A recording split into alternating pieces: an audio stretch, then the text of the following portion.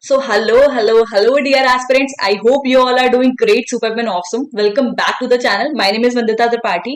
So last class में हमने शुरू किया था अपना कॉन्सेप्ट ऑफ जनरल मीटिंग, ठीक है। अब जनरल मीटिंग क्या होता है, जनरल मीटिंग के कितने टाइप होते हैं, ये तो हमने समझ लिया था। बट अब हम जनरल मीटिंग में थोड़ा आगे बढ़ते हैं। जैसा कि हमने जाना था chapter 7 of the companies act 2013 deals with the concept of general meeting, ठीक है। अब जनरल मीटिंग में हमारे सेक्शन नंबर 96 से लेकर के सेक्शन 122 इन्वॉल्व है, ठीक है। जिसमें से हम सेक्शन नंबर 96 अपना ऑलरेडी कवर कर चुके थे हमारे प्रीवियस वीडियो में, जिसका आई बटन में मैं आपको लिंक दे दूंगी। जिसने नहीं देखा है तो वो बिल्कुल देख लेंगे। आज हमारा टॉपिक है section number 97, section number 97, section 98 and section number 99, ठीक है। आज हम 3 सेक्शंस अपने कवर करेंगे और इसको फटाफट से खत्म करेंगे, ठीक है। तो चलिए शुरू करते हैं। तो अब सेक्शन नंबर 97, 98 और 99 को समझने से पहले मैं आपको एक बहुत प्यारी सी कहानी सुनाती हूँ, ठीक है। क्या हुआ, जैसे दो दोस्तों ने एक कंपनी बनाई थी, ठीक है। हमने लास्ट वीडियो में समझा था, एक कहानी पढ़ी थी, ठीक है। दो दोस्तों ने मिलकर के कंपनी बनाई थी। वैसे ही आज भी यहाँ पर पे दो दोस्तों ने मिलकर के कंपनी बनाई। वही दो दोस्त कंपनी में बोर्ड ऑफ डायरेक्टर्स की पोजीशन पे बैठ गए, ठीक है। अब उन्होंने उस कंपनी को बनाया था घोटाला करने के लिए, वहां पर स्मगलिंग करने के लिए या फिर किसी गलत काम को करने के लिए उन्होंने कंपनी बनाई थी, ठीक है। तो ये एक चंगू और एक मंगू, ये दो दोस्त थे। इन्होंने मिलकर के एक कंपनी फॉर्म करी, ठीक है।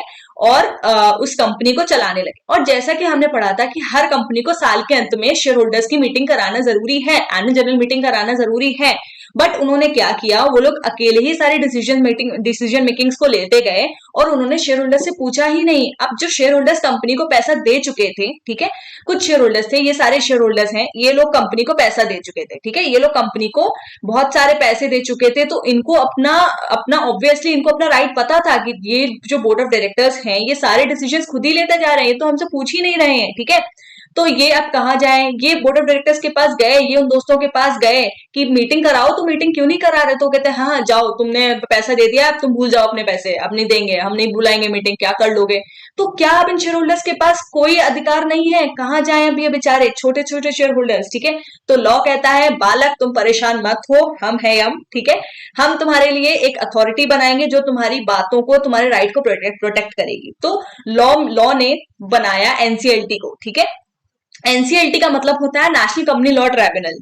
नेशनल कंपनी लॉ ट्राइब्यूनल एक तरीके की क्वासी जुडिशियल बॉडी होती है। जैसे हाई कोर्ट, सुप्रीम कोर्ट है, वो छोटे लोगों के लिए, जिन लोगों के साथ गलत हो रहा है उनकी मदद करने के लिए एक अथॉरिटी है जो न्याय दिलाने के लिए बनी है। ऐसे ही कंपनीज एक्ट से रिलेटेड मैटर्स में न्याय दिलाने के लिए जो अथॉरिटी है वो है नेशनल कंपनी लॉ ट्राइब्यूनल।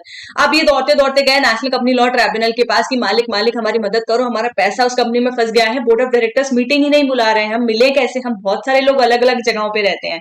तो उन्होंने बोला कि कोई बात नहीं, हम अभी कंपनी को डांटते हैं। तो एनसीएलटी ने कंपनी को डांटा और बोला मीटिंग करवाओ, ठीक है। एनसीएलटी के पास पावर है कि वो कंपनी को डांट सकता है, बिल्कुल डायरेक्शन दे सकता है कि मीटिंग करवाओ, ठीक है। और मीटिंग किसी भी तरीके की हो सकती है। ये शेयर होल्डर्स एजीएम के लिए भी बोल सकते हैं जाकर के, या ईजीएम के लिए भी बोल सकते हैं जाकर के, ठीक है। तो आई थिंक ये कहानी अगर आपको समझ आ गई होगी कि यहाँ पर घोटाला हो रहा था, यहाँ पर शेयर होल्डर्स के राइट को हानि पहुंचाई जा रही थी, तो वो एनसीएलटी के पास गए, एनसीएलटी ने इनको बोला कि मीटिंग करवाओ। तो आपको सेक्शन 97, 98, 99 समझ लो आ गया यार, ठीक है। अब सेक्शन नंबर 97, 98, 99 में है power of tribunal to call AGM, other meetings and penalty punishment, ठीक है। हम देखते हैं सबसे पहले हेडिंग, ठीक है। सेक्शन नंबर 97 है power of tribunal to call AGM, power of tribunal to call meeting of members, and 96 से 98 अगर आपने नहीं माना तो 99 में उसके लिए पनिशमेंट है, ठीक है। अब देखते हैं हम लोग सेक्शन नंबर 97, 98, 99। तो 97 में ये लोग शेयर होल्डर जा रहे हैं एजीएम करवाने के लिए, एनसीएलटी को बोलने। 98 में ये लोग जा रहे हैं ईजीएम करवाने के लिए या अदर मीटिंग करवाने के लिए। 99 में पेनाल्टी पनिशमेंट है, ठीक है। तो 98 में ट्राइब्यूनल के पास पावर है कंपनी को डांटने के लिए कि एजीएम कराओ, ठीक है। कंपनी को डांटने के लिए कि एजीएम कराओ। तो सेक्शन नंबर 97 कहता है on the application of members, यहाँ ध्यान रखिएगा on the application of members दिया हुआ है। जब मेंबर्स जाकर के एनसीएलटी के पास गुहार लगाएंगे तभी एनसीएलटी बोलेगा कंपनी को, अपनी मर्जी से नहीं बोल सकता है। बट सेक्शन नंबर 98 कहता है कि एनसीएलटी सुओ मोटो भी और on the application of members ही, जो फर्स्ट वाले में लिखा है वैसा ही, ठीक है। तो 97 में तो on the application of members ही एनसीएलटी डायरेक्शन दे रहा है कंपनी को, बट 98 में, सेक्शन नंबर 98 में एनसीएलटी सुओ मोटो का मतलब होता है ऑन देयर ओन, मतलब कोई मेंबर जाकर के नहीं बोला, एनसीएलटी को किसी बाहर से पता चल गया, कहीं और से पता चल गया कि घोटाला हो रहा है, तो एनसीएलटी खुद भी जाकर के अपने आप से जाकर के बोल सकते हैं उनको, अगर एनसीएलटी को बिल्कुल पक्का बिलीव है कि उस कंपनी में घोटाला चल रहा है तो बोल सकते हैं जाकर के अदर मीटिंग कराने के लिए। एजीएम के लिए एनसीएलटी के पास पावर नहीं है, बट यस ईजीएम के केस में या अदर मीटिंग्स के केस में एनसीएलटी के पास पावर है। तो सेक्शन नंबर 97 में on the application of members, section number 98 में एनसीएलटी सुओ मोटो और on the application of members also, ठीक है।